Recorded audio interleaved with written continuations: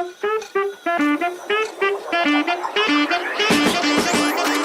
what's up YouTube? This is SOLEMATES DXB and today we're gonna showcase a Grail pair and try to bring it back to that.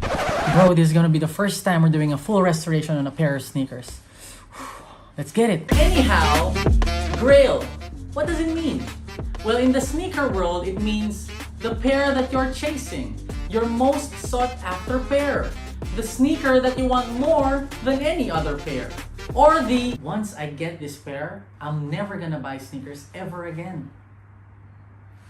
Well, a Grail differs from person to person, depending on how they value it. Like monetary value or sentimental value. But in my case, it's the historical value that matters. I love all the OG Jordans, OG Iversons, and all the history that comes with them.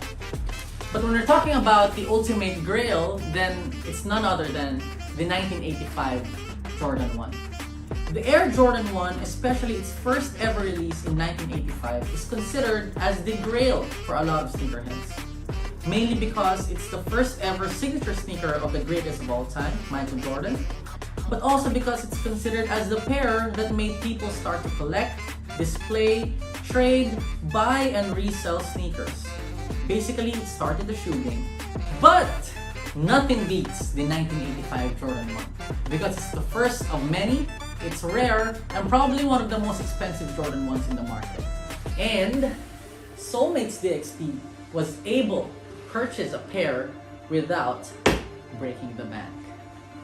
I know that it's a legit 1985 Jordan 1 because compared to the latter releases, the swoosh is bigger, it has a smooth and hard material, and its shape is different. The forefoot strap is thinner, the collar has a different material, the tongue is made out of canvas instead of nylon, the heel has a thinner strap, and the biggest green light that we got in here is that the back of the tongue says made in Korea.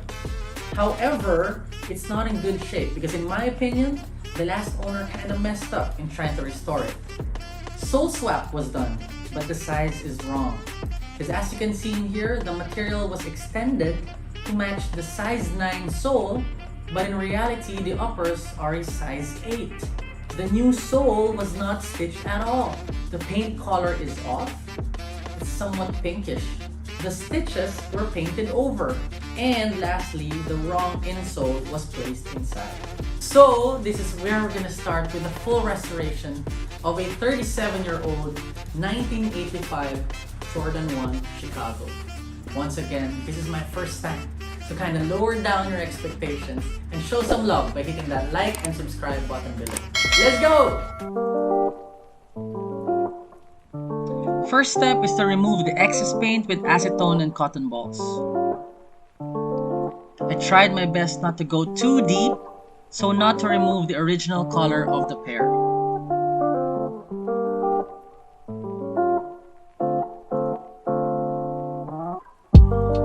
You can see in here that we're back to its raw form, and we were even able to remove the paint on the stitchings.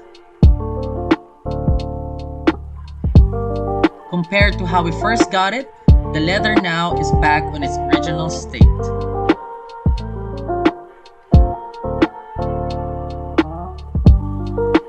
Now we use boiling water to separate the sole from the uppers.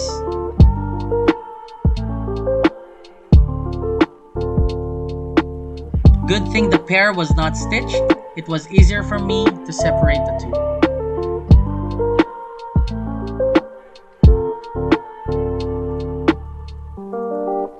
So far, so good. It's amazing how the leather is still intact even after 37 years. Since the wooden footboard had crumbled down already, we're going to replace it with a foam footboard from a donor shoe, and we're going to use a sewing awl to put them together.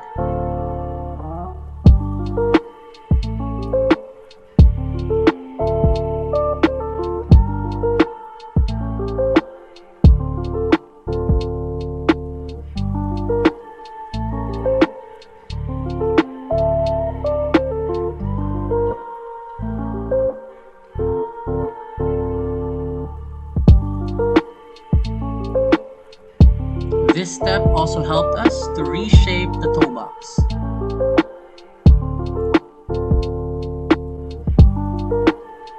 Now we are going to re-glue the sole to the uppers. I'm starting with the front side first so we can get that perfect fit in the toe box before working on the middle and back side.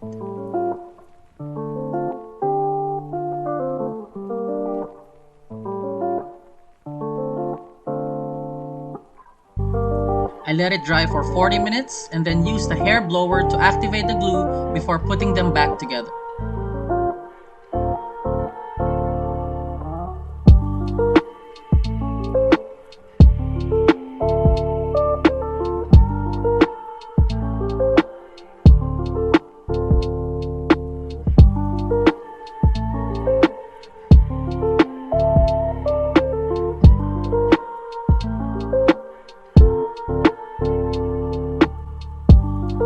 I used masking tape to hold things in place.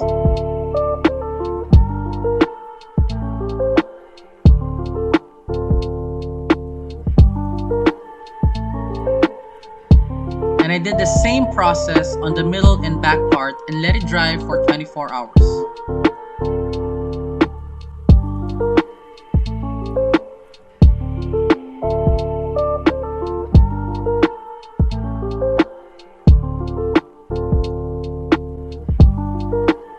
Now this might be the hardest part of the restoration.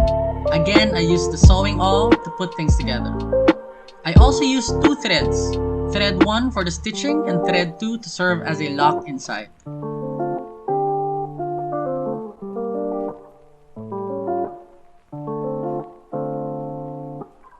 First step is to tie the two threads inside, then you can start with the stitching process.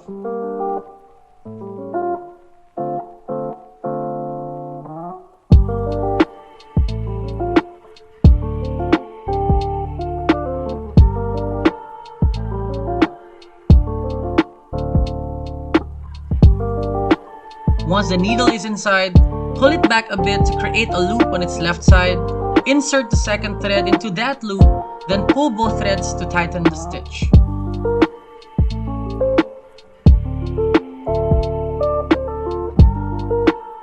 The most challenging part is when you reach the toe box.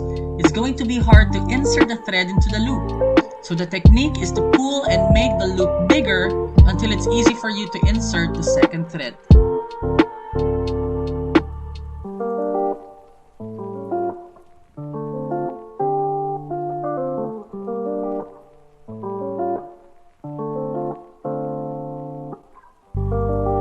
Repeat the process until you're done with the whole shoe, and don't forget to knot the two threads together once done.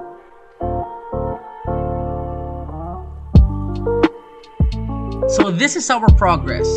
I love how it looks, especially now that the shape is correct. But as I said, we will bring this back to life, so we need to repaint the shoe.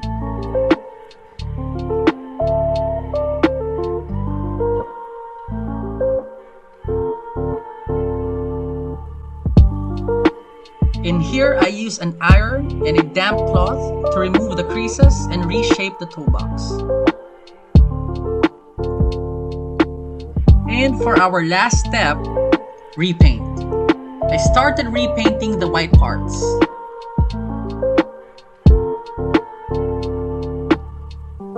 Then I worked on the red blockings.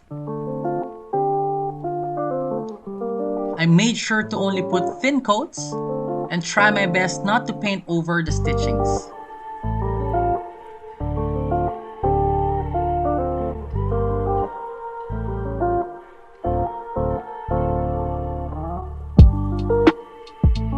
Lastly, I worked on the shoe's details, and I think we're done. So after countless hours and some trials and errors, from removing the excess paint to removing the sole, installing a footboard, reglue, restitch, paint up to lacing it up, I'm happy to say that I'm fully satisfied with how this turned out. And for a closer look, here's a before and after footage of the transformation of our 1985 Jordan 1 Chicago.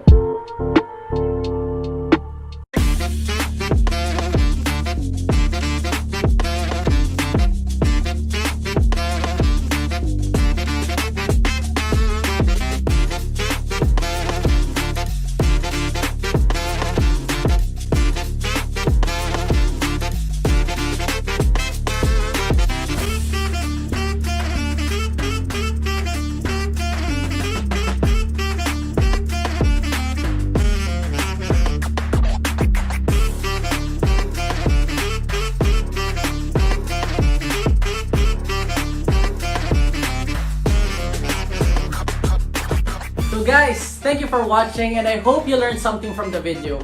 Please don't forget to comment down below on what you think of the restoration that we just did.